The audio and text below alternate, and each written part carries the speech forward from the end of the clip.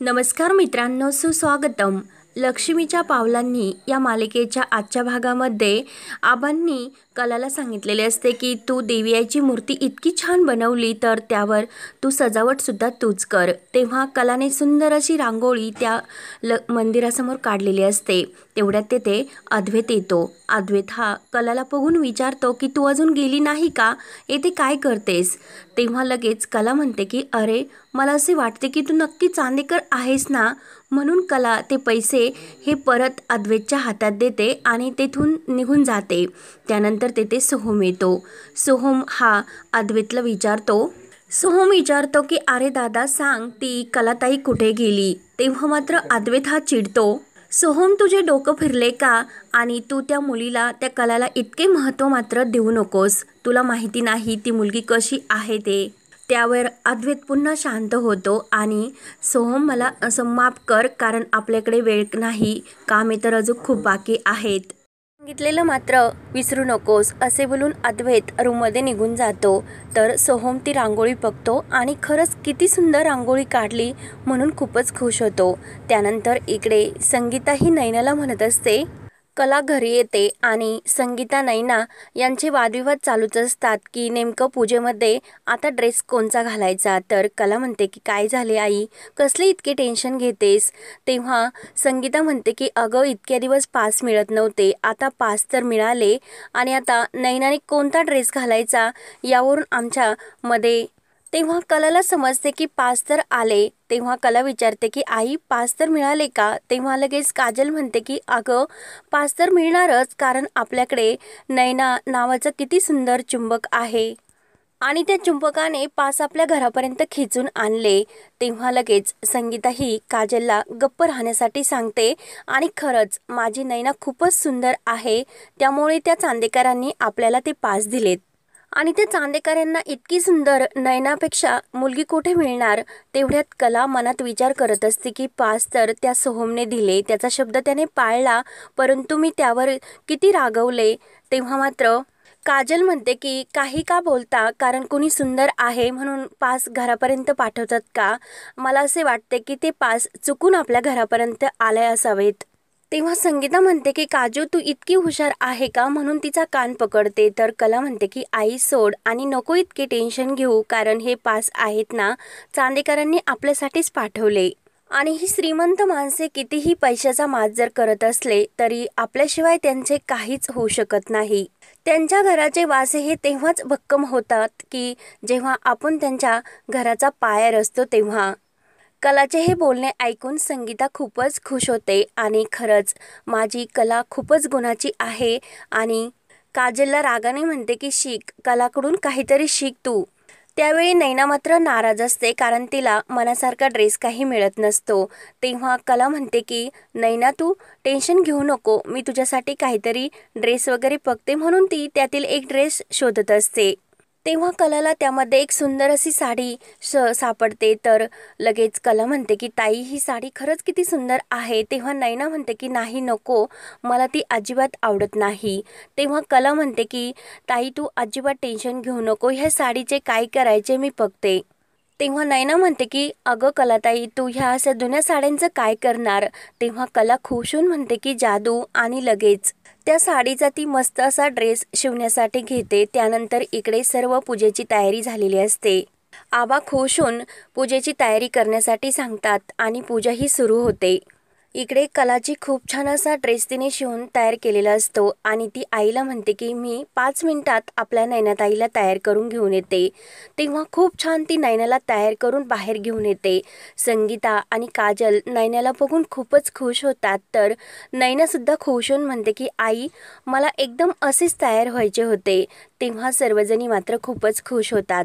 नैना खुश होऊन म्हणते की खरंच ताई, थँक्यू, कारण तू माझ्यासाठी खूप सुंदर अशी साडी बनवली. मला नेमकं काय हवं होतं तेच मला सांगता येत नव्हते, परंतु मला असेच तयार व्हायचे होते. आणि खरंच मी तुला त्या पाचच्या नादामध्ये खूप काही बोलले, त्याबद्दल मला माफसुद्धा कर.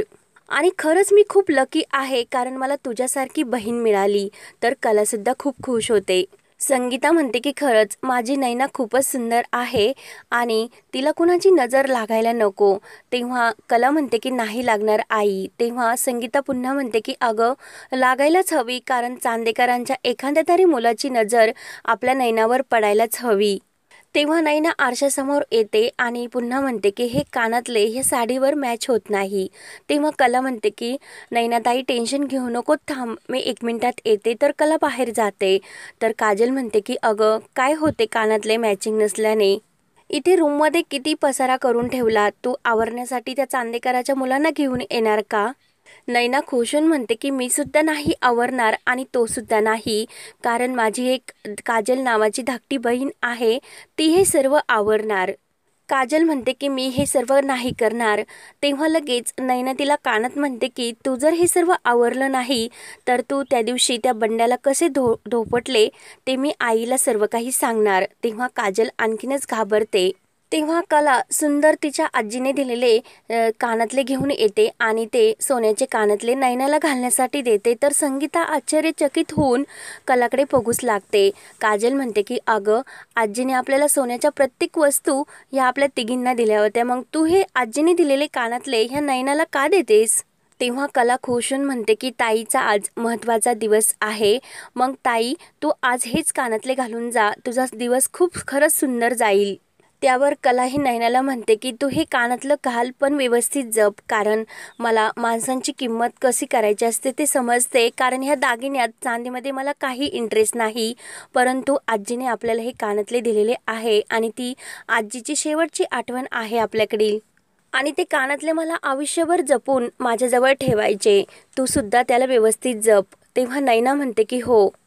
तेव्हा संगीता सुद्धा कलावर खूपच खुश होते आणि आज अंबाबाईला मी साकडंच घालणार, कारण माझ्या कलाला सुद्धा जगातला सर्वात सुंदर मुलगा मिळून दे. तेवढ्यात नैना ते कानातले घालून येते आणि खरंच कसे दिसते मी असे विचारते. तर खरंच सर्वजणी खूपच खुश होतात आणि एकमेकींबरोबर परत खूप खुश होऊन हसतात. त्यानंतर इकडे पूजेमध्ये बरेचसेही काही मुली खूप छान नटून आलेले असतात. तर त्यातील एक मुलगी तेथे समोर असते. तर लगेच राहुल तिला म्हणतो की तू खरंच खूप सुंदर दिसतेस. तेवढ्याच समोर मीडियावाले हे अद्वैतला पूजेबद्दल आणि मूर्तीबद्दल अनेक प्रश्न विचारू लागतात. तेव्हा ती राहुल बरोबर जी मुलगी बोलत असते ती लगेच अद्वैतकडे जाते आणि सर माझ्याबरोबर प्लीज एक सेल्फी काढता का, म्हणून ती अद्वैत बरोबर एक छान अशी सेल्फी काढते. तेव्हा राहुलला राग येतो आणि राहुल मनात म्हणतो की काढ, हवे तेवढे फोटो काढ. आणि प्रत्येक मुली ह्या अद्वैतबरोबर छान असे सेल्फी काढत असतात. मात्र राहुलला हे काही देखवत नसते आणि चांदेकरांचा मोठा नातू म्हणून तो कोणताही जास्त तीर मारलेला नाही आणि मुलींना कसे पटवायचे हे माझ्या इतके तुला नाही जमणार, असे राहुल आपल्या मनाशीच जलसी फील निर्माण करत म्हणत असतो आणि रागाने अद्वैतकडे बघतो. त्यानंतर इकडे संगीतासुद्धा पूजेसाठी जायला खूप छान तयार होते आणि कलाला सुद्धा म्हणत असते की तू सुद्धा लवकर तयार होय, परंतु कला म्हणते की नाही, मला त्या श्रीमंताच्या घरी पूजेला नाही जायचे. तेव्हा संगीता ही कलाला समजावते. संगीता म्हणते की अगं मी कायम नैना नैना करत असते म्हणून तुला राग आला का, पण तू सुद्धा किती मोठ्या मनाने नैनाला आपल्या आजीने दिलेले कानातले दिले. खरंच तू सुद्धा आपल्या या घराची मोठ्या मनाची मुलगी आहे आणि सर्व काही चांगले होईल. एकदा नैनाचे लग्न झाले ना, मी सुद्धा तुझं लग्न एका मोठ्या श्रीमंत मुलाशी करून देईल, म्हणजे माझ्या मनासारखं सर्व काही होईल. तेव्हा नैना म्हणते की आई तू काही टेन्शन घेत नको जाऊ आणि सर्व काही व्यवस्थितच होणार. मी तुमच्यासाठी सर्व काही अगदी मनासारखे करेल आणि नैनाताईचं लग्नसुद्धा अगदी आई तुझ्या मनासारखे करेल आणि ते पण श्रीमंत मुलाबरोबर. परंतु आई मला लग्न नाही करायचे आणि श्रीमंत मुलाशी तर अजिबात नाही. तेव्हा संगीता विचार करते की हे अशी का बोलत असेल. तेव्हा कला परत म्हणते की आई श्रीमंत लोकांचे अनुभव आपल्याकडे किती आहेत, श्रीमंत माणसांना पैशाशिवाय दुसरं काहीच दिसत नाही. तेव्हा कलाला लगेच अद्वैत जे काही तिला बोललेलं असतं ते सर्व क्षण आठवतात. तेव्हा कला थोडीशी नाराज होते आणि संगीता तिला समजावते की अगं प्रत्येक श्रीमंत माणूस असा नसतो. कला म्हणते की आई तू टेन्शन घेऊ नकोस, नैनाताई तुझे हे स्वप्न नक्की पूर्ण करेल, परंतु मला माझे करिअर पूर्ण करायचे आणि माझे स्वप्न आणि तुझ्या या कलाची कलाकृती कोल्हापुरात नाही तर पूर्ण देशात आणि देशात नाही तर परदेशापर्यंत पोहोचली पाहिजे. आणि हे सर्व करत असताना आई तू माझ्यासोबत कायम असायला हवी. तर संगीता खुश होऊन लगेच कलाला मिठी मारते. काजल आणि नैना हे सर्व बघतात आणि आणखीनच खुश होऊन काजल म्हणते तुझ्यासाठी पण खूप काही करेल. तेव्हा लगेच कला म्हणते हो का, मग नैनाताईचे लग्न झाले ना, लगेच आपल्या काजलसाठी सुद्धा एक सुंदर असा मुलगा शोधून तिचे सुद्धा लग्न करूयात.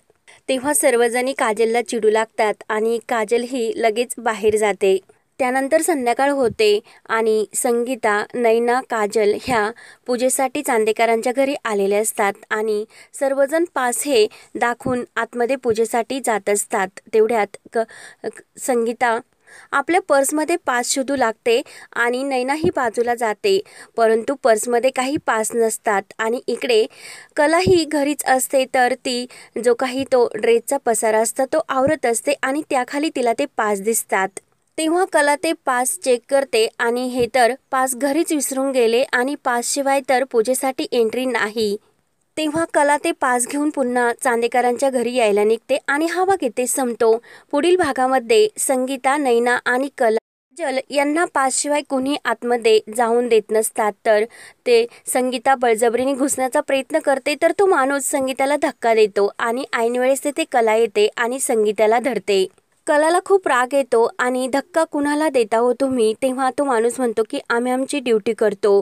तेव्हा लगेच कला रागाने म्हणते की तुम्हाला धक्का मारण्याची परवानगी दिली कोणी. तेव्हा आता पुढे काय होणार हे पाहण्यासाठी चॅनलला नक्की सबस्क्राईब करत राहा. धन्यवाद.